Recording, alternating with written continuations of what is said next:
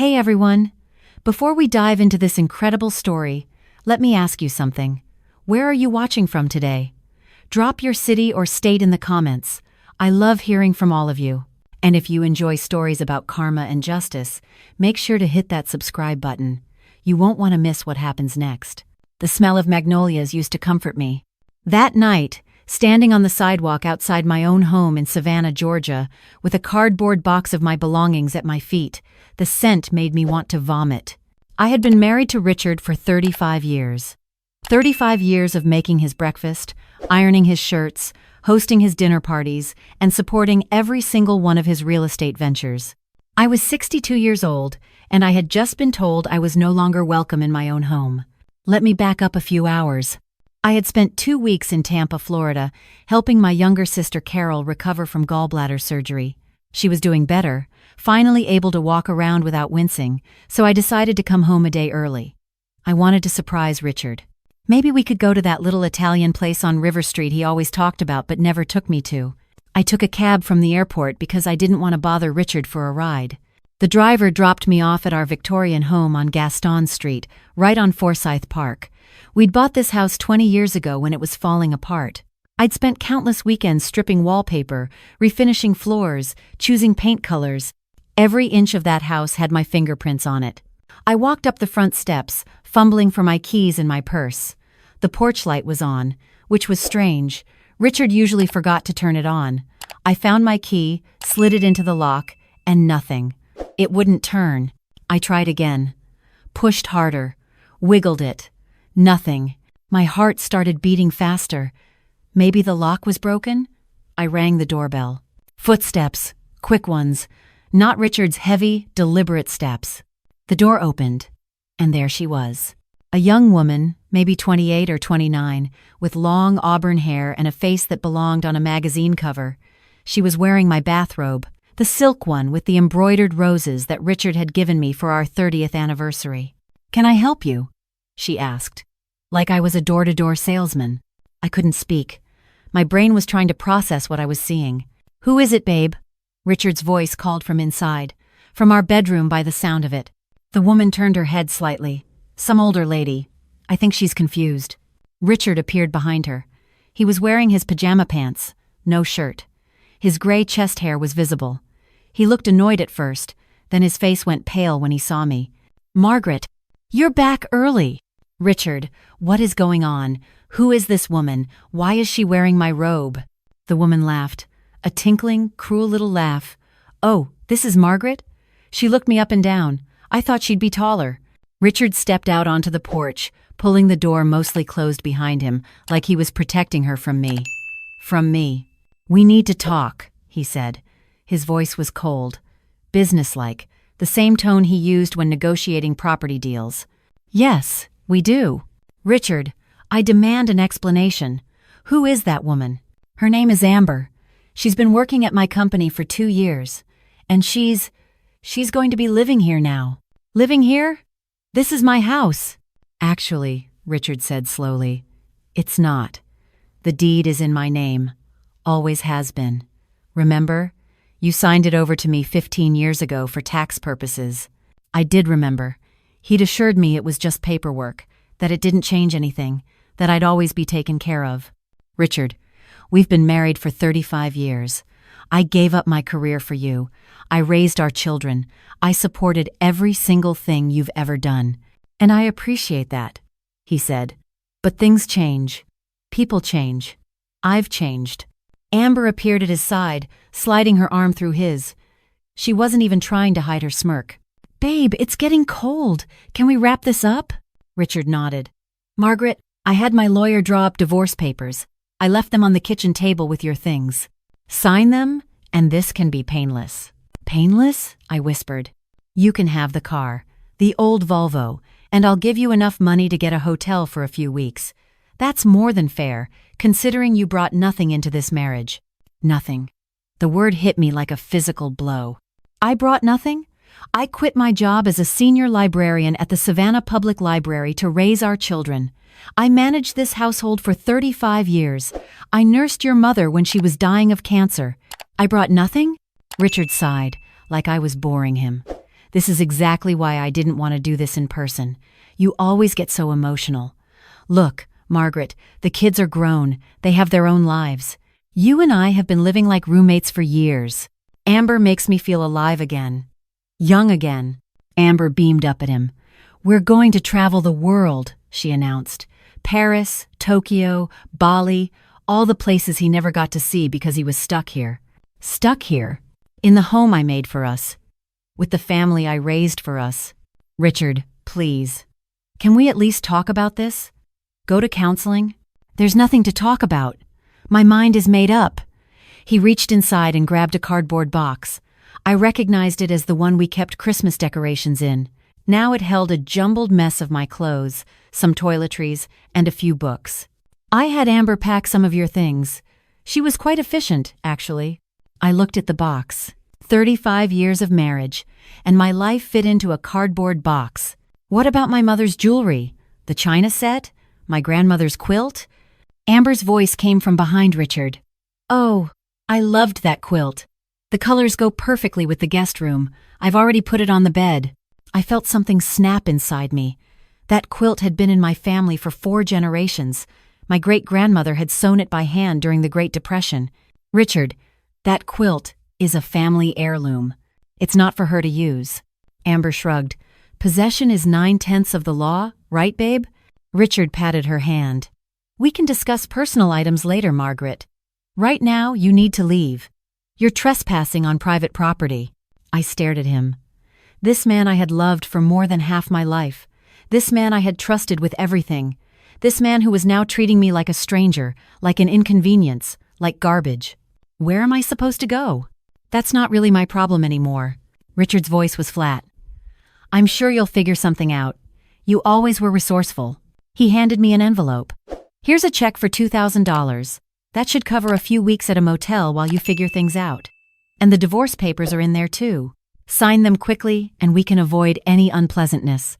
Unpleasantness. Like this wasn't already the most unpleasant moment of my entire life. The door closed in my face. I heard Amber's laughter from inside. Then music started playing. Our wedding song. They were playing our wedding song. I stood there for what felt like hours but was probably only minutes. The cardboard box at my feet. The envelope in my hand.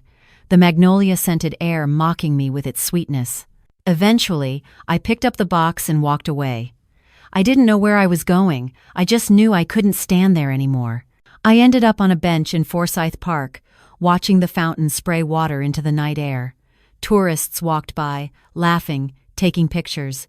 Young couples held hands. Families with children eating ice cream. The world kept spinning like nothing had happened. Like my entire life hadn't just collapsed. I opened the envelope. $2,000. After 35 years, that's what I was worth. And the divorce papers, already signed by Richard, offering me nothing. No alimony, no share of the properties.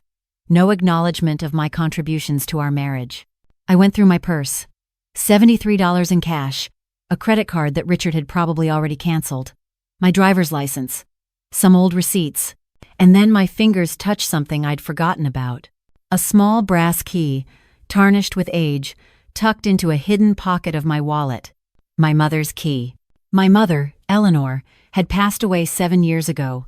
She'd lived a quiet life in a small town called Hartwell, about 3 hours from Savannah. She'd been a secretary at a local insurance company for 40 years, raised me and my sister alone after my father left when we were kids, and never seemed to have much money for anything beyond the basics. On her deathbed, she'd pressed this key into my hand. For the safe deposit box at First National in Hartwell, she'd whispered, Box 247, only open it when you truly need it, Margaret. When everything else has failed. Promise me. I'd promised. And then I'd tucked the key away and forgotten about it. What could my mother possibly have left me? She'd lived in a rented apartment. She'd driven a car older than my children. She'd worn the same 3 dresses to church every Sunday. But sitting on that bench in Forsyth Park, with nothing left to lose, I remembered her words, when everything else has failed. Well, everything else had definitely failed. I found a cheap motel on the outskirts of Savannah. $49 a night, breakfast included. I barely slept, watching the ceiling fan spin in the darkness, thinking about that key.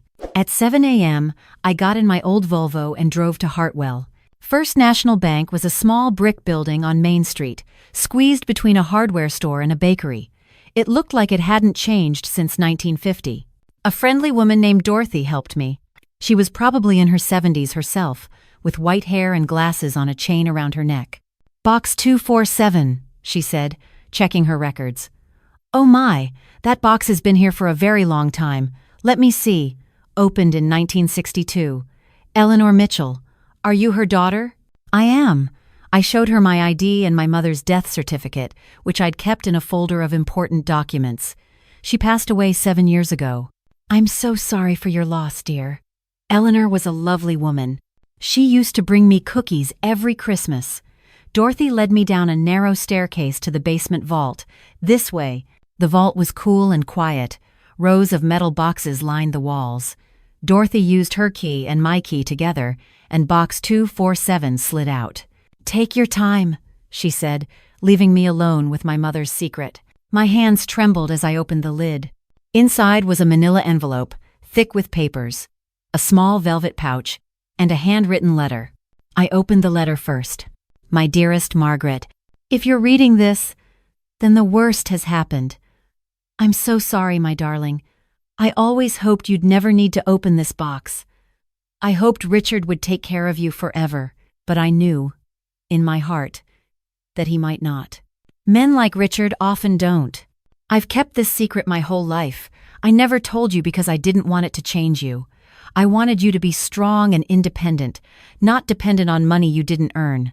But now that I'm gone, and now that you need it, this is yours." In 1962, I was working as a secretary at Magnolia Insurance Company. The owner, Mr. Harold Ashworth, was a brilliant man. He took me under his wing, taught me about business, and eventually, we fell in love. We had a brief affair before he married someone his family approved of.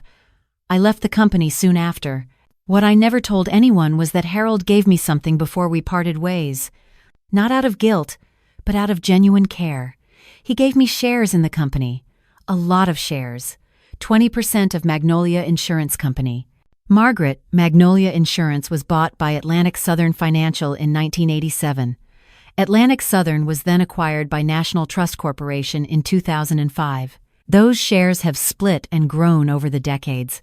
I've never touched them. Never sold a single one. The velvet pouch contains the original stock certificates.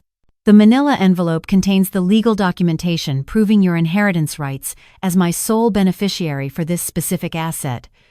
Your sister Carol received the life insurance and the contents of my apartment. This was always meant for you, my careful, cautious Margaret, my daughter who always put others first. I had a lawyer friend set up a trust years ago. Everything is in order. You just need to contact the firm listed in the envelope. They'll take care of everything. Use this wisely, my love. Build something beautiful. And remember, the best revenge is living well. I love you always. Mom. I sat there in that vault, tears streaming down my face.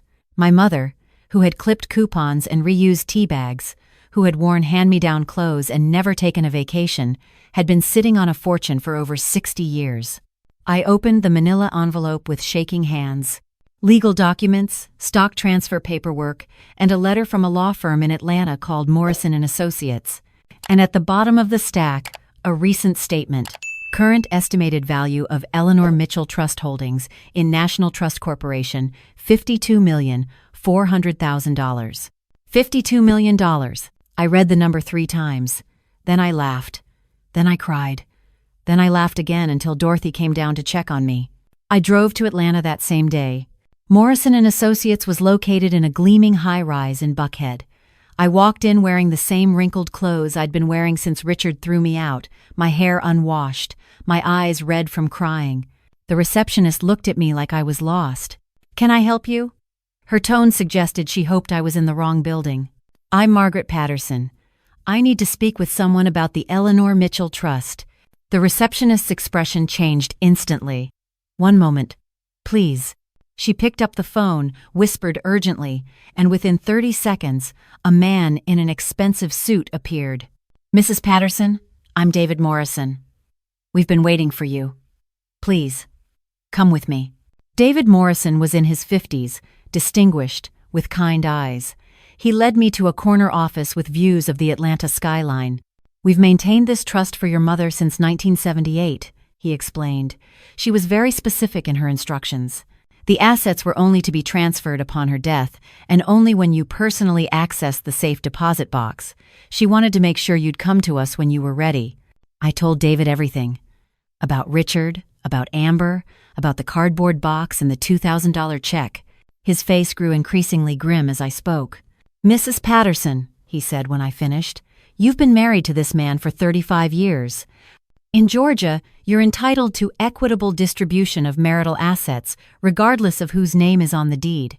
He cleaned out our bank accounts. He changed the locks. He gave me nothing." David smiled, but there was steel behind it. "Then let's make sure he understands the consequences of that decision. I have some questions for you. Do you know the details of your husband's business?" I told him everything I knew. Richard owned Patterson Development Group. He'd built dozens of properties around Savannah over the years. Commercial buildings, luxury condos, a hotel on the riverfront. He was working on his biggest project yet, the Bay Street Towers, a mixed-use development that he'd been calling his masterpiece. David took notes. "And I assume he has investors in this Bay Street project?" "Yes. He's been courting investors for the past 2 years. Big names, from what I heard at his dinner parties." David nodded slowly. "Mrs. Patterson, I need to ask you something important. During your marriage, did you ever sign documents for your husband's business? Loan guarantees, partnership agreements, anything like that?" I thought back. Yes. He'd bring home paperwork sometimes. Said it was just formalities, that he needed a co-signer for certain things. David's smile widened. "I thought so. Let me make some calls." Over the next 3 weeks, I transformed. David connected me with a forensic accountant who began digging into Richard's finances. He also referred me to a divorce attorney, a sharp woman named Patricia Webb, who was known for taking down husbands who thought they could bully their wives. I got a hotel suite in Savannah, a nice one. I bought new clothes, got my hair done, saw a doctor for the first time in years. I started sleeping through the night again, and I learned some very interesting things about my husband. Richard's Bay Street Towers project was in trouble. He'd leveraged everything to fund it, taken out massive loans, made promises to investors he couldn't keep. The project was behind schedule and over budget. He needed a miracle to avoid bankruptcy. But that wasn't the most interesting part. The most interesting part was that several of the loan documents Richard had used to secure funding bore my signature as co-guarantor. Documents I'd signed without reading, trusting my husband completely. "Mrs. Patterson," Patricia explained, "these guarantees mean you're legally liable for a portion of his debts, but they also mean you have standing to access information about the projects. And more importantly, it means Richard committed fraud by using your signature without your informed consent on documents worth millions." "What does that mean exactly?" "It means he's in serious trouble. If we pursue this, he could face criminal charges." I thought about it for a long moment. I thought about 35 years, about the children we'd raised, about the man Richard used to be, before ambition and ego consumed him. "I don't want him in prison," I said finally. "I want him to understand what he did. I want him to lose like I lost. And then I want to build something better." Patricia nodded. "I can work with that." Richard called me 4 weeks after he threw me out. I was sitting in my hotel suite, drinking coffee and reviewing plans for what I was going to do with my mother's money. "Margaret, we need to talk." "I'm listening." "I know you've been digging into my business. Your lawyer sent a discovery request." He sounded panicked. "Whatever you're trying to do, please stop. You're going to destroy everything I've built." "You mean the business I helped you build? The one you said I contributed nothing to?" I was angry when I said that. "I didn't mean it." "You seemed to mean it when you threw me out with a cardboard box. When Amber was wearing my anniversary robe. When she was using my grandmother's quilt on the guest bed." Silence on the other end. "What do you want, Margaret? Just tell me what you want." "I want what I'm entitled to. Half of everything we built during our marriage, and I want the quilt back. And my mother's jewelry." "Half? I can't give you half. The Bay Street project." "I know all about the Bay Street project, Richard. I know about the loans, the overruns, the investors who are getting nervous. I also know that my signature is on loan guarantees worth $12 million. Documents I apparently co-signed without understanding what they were. More silence. I could hear him breathing heavily. Margaret, those signatures were just formalities. Tell that to the bank. And to the district attorney, if I decide to file a complaint. You wouldn't. I might. Unless we can reach a fair agreement. We met 2 days later. Not at a restaurant or a lawyer's office. At our home. My home. I wanted to see Amber's face when I walked in. And it was worth it. Richard opened the door, and there she was behind him, still wearing my silk robe. But this time, she didn't look smug. She looked scared. "Hello, Amber," I said calmly. "That robe looks good on you. Keep it. Consider it a parting gift." "Parting gift?" Richard frowned. "What do you mean?" "I mean that Amber will be leaving today. Unless she wants to explain to the police why she's been using credit cards opened in my name without my authorization." Amber's face went white. "That was Richard's idea. He told me the cards were old and you didn't use them anymore." I turned to Richard. "Is that so?" He couldn't meet my eyes. "Pack your things," I told Amber. "You have 1 hour." She didn't need an hour. She was gone in 20 minutes, throwing clothes into a suitcase, crying the whole time. Richard tried to stop her, but she pushed him away. "You told me she was crazy," she screamed at him. "You told me she had nothing. You said this would be easy." She slammed the door behind her. I heard her car peel out of the driveway. Richard and I sat across from each other in the living room. Our living room. He looked like he'd aged 10 years in 4 weeks. "What do you want?" he asked again. Patricia laid out the terms. I would receive the house, the beach cottage, and 60% of the liquid assets. Richard would keep his company, but would be required to pay off the fraudulent loans within 5 years or face criminal charges. He would also sign a confession of the fraud, to be held in escrow in case he ever tried to renege. "This is extortion," he said. "This is consequences," I corrected him. "Something you've avoided your entire life. Sign the papers, Richard. Keep your company. Rebuild. But do it honestly this time." He signed.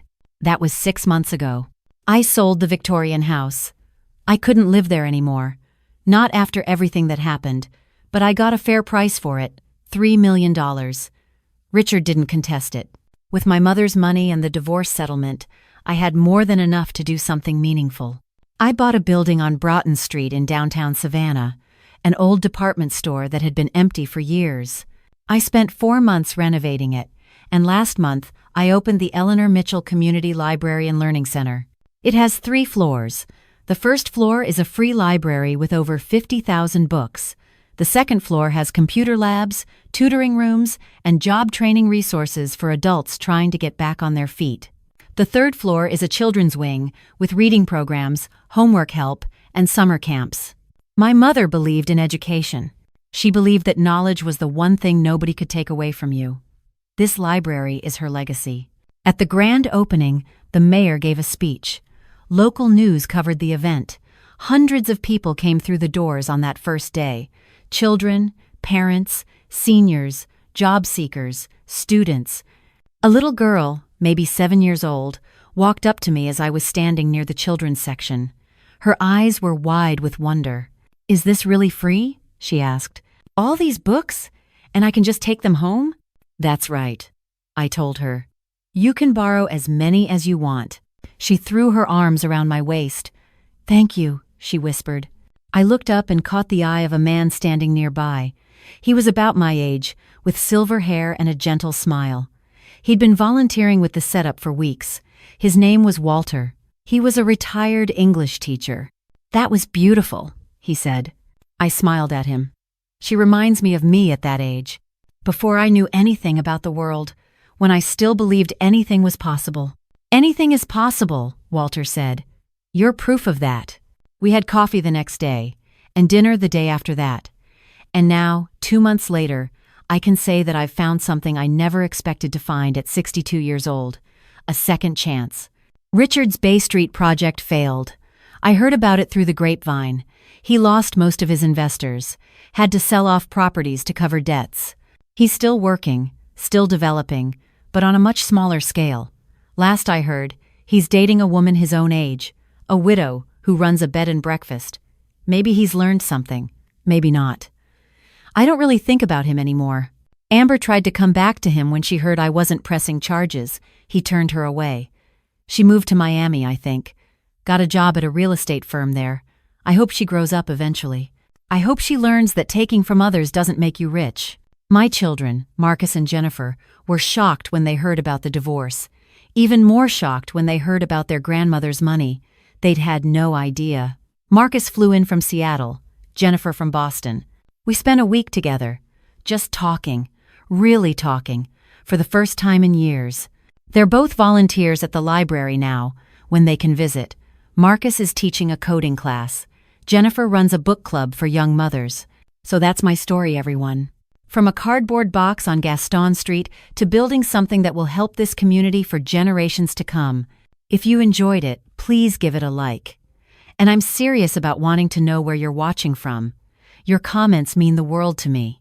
What would you have done in my situation? Would you have fought back, or would you have walked away? Let me know in the comments. I read every single one. And hey, if you haven't already, hit that subscribe button. I've got plenty more stories about karma, justice, and the unexpected ways life can turn around. Trust me, you won't want to miss what I'm sharing next. From Savannah, Georgia, this is your friend at Twisted RQT Stories, reminding you that sometimes the people who try to destroy us end up giving us the push we needed to build something extraordinary. And remember what my mother taught me. The best revenge is living well. See you in the next one.